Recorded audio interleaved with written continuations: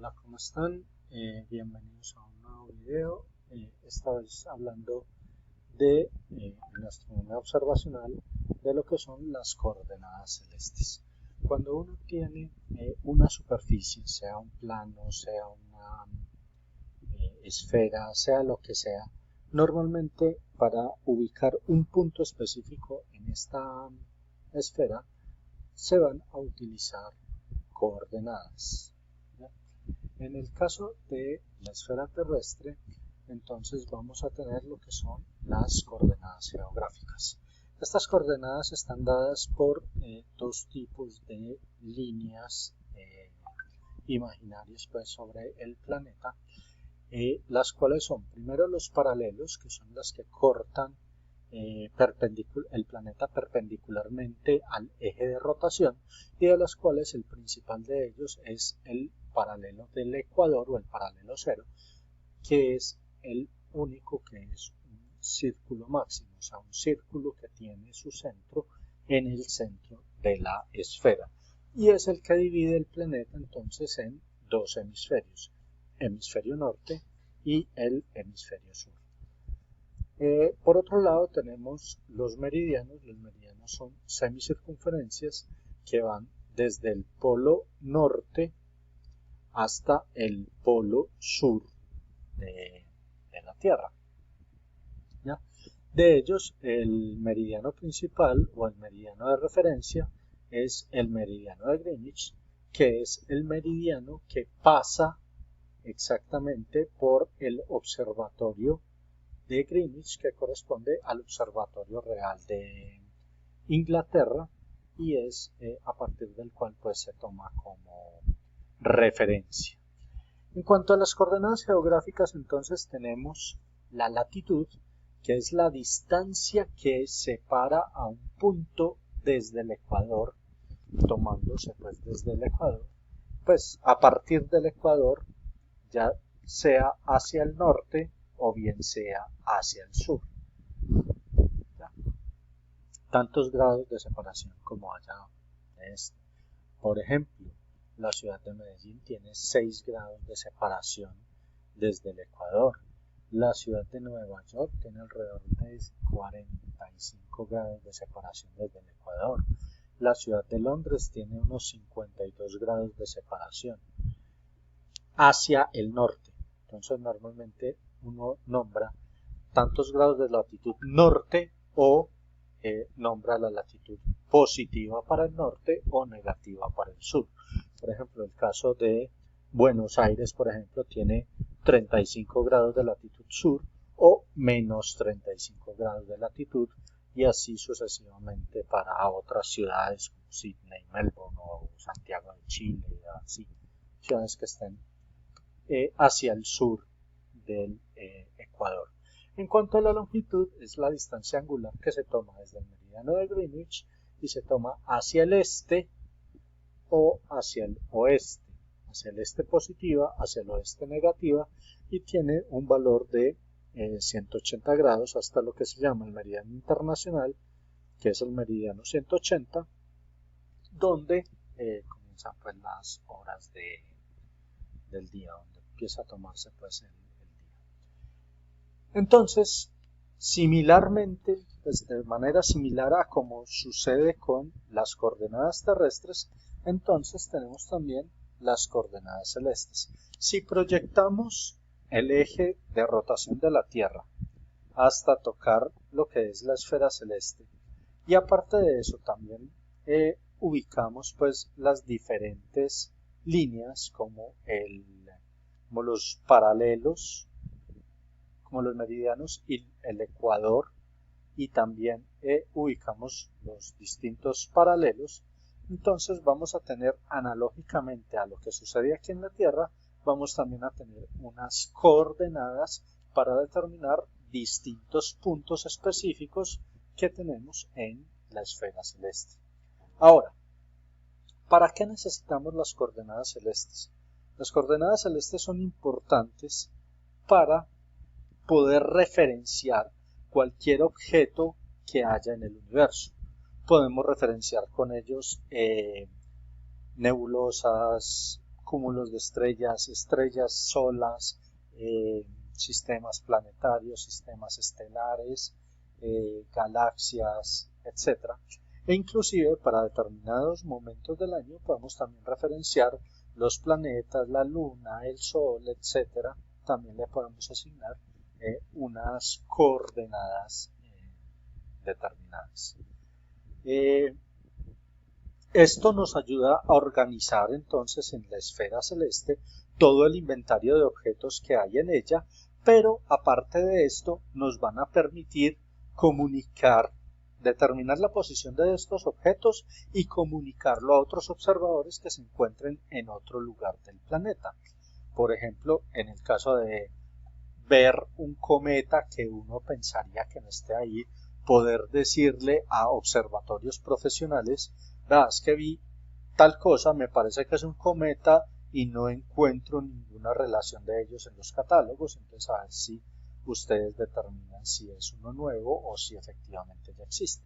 Entonces para ello uno les transmite las coordenadas que observó de ese objeto para poder que esos otros astrónomos puedan observar el mismo objeto que uno está viendo. No es simplemente decirle a esos otros observadores, no, mira por encima de la casita de la esquina, porque es que ellos no están en el mismo lugar de observación que uno puede estar. ¿Ya?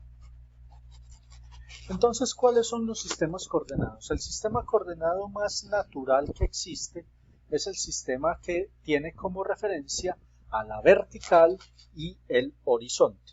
Entonces, para este sistema coordenado, pues vamos a tener, los paralelos van a ser círculos paralelos al horizonte que van a ir ascendiendo hacia el cenit, mientras que los meridianos van a ser lo que se llama meridiano cenital de esos objetos. Y el meridiano cenital de esos objetos simplemente es un meridiano que parte desde el cenit, pasa exactamente por el objeto y va a terminar en el nadir. Entonces uno hace el movimiento desde el cenit, parte del objeto, y donde observa que corta el meridiano cenital, corta el horizonte, entonces allí es donde vamos a tomar las coordenadas horizontales.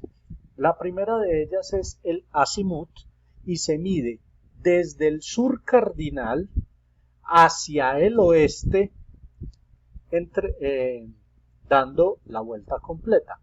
Eso quiere decir que el sur es el azimut 0, el oeste es azimut 90, el norte es azimut 180, el este es azimut 270 y regresa nuevamente al sur para completar los 360 grados de la circunferencia en el plano horizontal. Y la altura simplemente es la que se mide desde el horizonte sobre el meridiano cenital que habíamos determinado al principio hasta donde se encuentra el objeto ubicado. Este sistema coordenado tiene varios inconvenientes y el principal de ellos es justamente ese sistema de referencia que tiene, porque el sistema horizontal va cambiando a medida que uno va cambiando de posición en el planeta. O sea, no tiene el mismo horizonte una persona en Medellín que una persona en Bogotá, o que una persona en Buenos Aires, o que una persona en Londres o en Nueva York. Los horizontes son diferentes para todas estas personas. Por ende, las coordenadas que puedan decirse son diferentes. Además, las coordenadas también van a variar a lo largo de la noche. No es el mismo azimut y altura que tiene una estrella a las 7 de la noche que el que va a tener esa misma estrella a las 3 de la mañana. Entonces, es un poco inconveniente para poder comunicar con precisión a otros observadores, principalmente que se encuentran en otro lugar diferente de observación al que nos encontramos.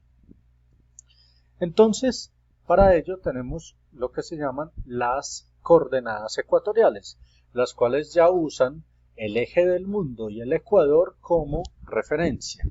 Para ello, entonces, se define el meridiano polar de la estrella, el cual es un meridiano que parte de uno de los polos, pasa por la estrella o por el objeto, cualquiera que él sea, y va a terminar en el otro polo celeste. A este se le llama un meridiano polar de la estrella. Ahora, la primera coordenada la medimos desde el meridiano del observador, que es el meridiano que va desde el polo norte, pasa por el cenit hasta el polo celeste, o sea, es un meridiano polar y cenital a la vez. Y a partir de allí, hacia el occidente, donde el meridiano polar corta el ecuador, entonces vamos a tener el ángulo horario de la estrella. Este ángulo horario se va a medir de 0 a 24 en horas, teniendo en cuenta que cada hora corresponde a 15 grados de arco en la esfera celeste. Y la declinación es sobre el meridiano polar, la distancia que hay desde el ecuador celeste hasta la estrella. Esto nos va a dar entonces la declinación. Si la declinación es hacia el hemisferio norte, o sea, la estrella se encuentra en el hemisferio norte del cielo, va a ser declinación positiva y esta se mide de 0 a más 90, mientras que si está en el polo sur celeste, la declinación va a ser negativa y se mide de 0 a menos 90 grados esta declinación. El problema de esto es que, como vemos, a medida que va avanzando la noche, el ángulo horario también va cambiando. Entonces, nuevamente tenemos un problema similar al que teníamos con las coordenadas altasimutales. Entonces, para ello, utilizamos un sistema más fijo en el cual podemos obtener utilizando un punto de referencia en el cielo. Y el punto que se toma como referencia es el punto vernal, o sea, el punto donde la eclíptica corta al plano del ecuador cuando estamos en el equinoccio de primavera para el hemisferio norte. ¿Ya? Entonces, en este caso, a partir de allí es que se va a tomar la coordenada llamada ascensión recta, que es el arco medido sobre el ecuador celeste desde el punto Aries o punto vernal hasta donde el meridiano polar de la estrella corta el ecuador, y también se va a medir en horas, o sea, va a ir de 0 a 24 horas, teniendo en cuenta que cada hora corresponde a 15 grados de arco, o sea, y también tenemos la declinación, la cual tiene la misma definición que tenía en las coordenadas ecuatoriales locales. Esta es entonces desde el ecuador celeste hasta el objeto, que se mide de 0 a 90 grados positivo en el norte y de 0 a menos 90, o sea negativo, para el hemisferio sur. Y así tenemos entonces unas coordenadas que ya podemos comunicar a cualquier lugar del planeta, porque como ya ambos sistemas de referencia, tanto el ecuador como el punto Aries, se encuentran ubicados en la esfera celeste, entonces ambos van a ser iguales para cualquier observador en cualquier punto del planeta. Entonces ya podemos hacer el comunicado de estas coordenadas. Muchas gracias, nos vemos en el próximo video.